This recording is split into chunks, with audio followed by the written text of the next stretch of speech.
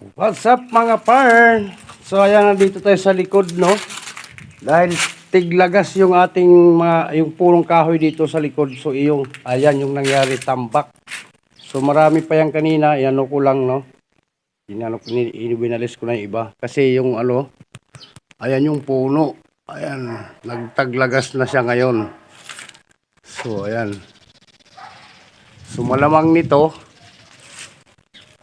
sa malamang pati yung taas ng alulod nito daming dahon. So ayan, kung makikita nyo naman mga par, napakaraming dahon na nagtambak dito sa ating likuran.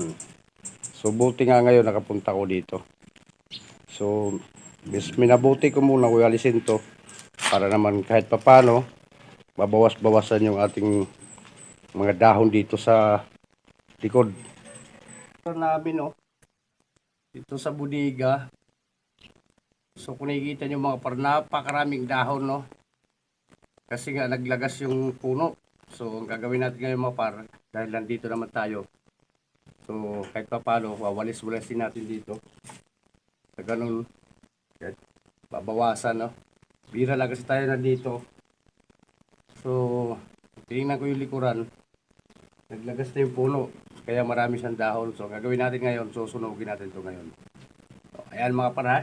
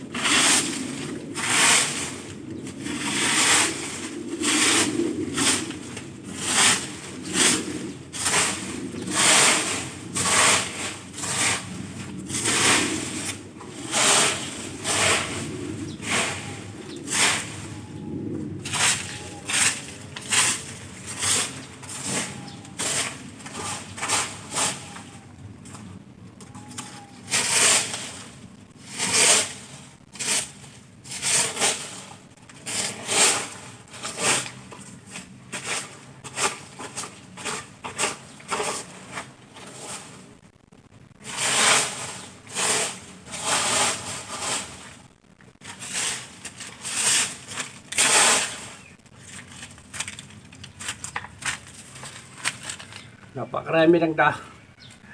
Ay nako mga par, ito yung problema pag mga ganito may puno kayo sa likod. Actually hindi naman sa amin to, puno ng kapitbahay, pero siyempre nandito, katabi lang din sa amin. Pag maglagas, ayan, dito sa amin ang bagsak ng mga dahon. So wala tayong magagawa dahil andyan na.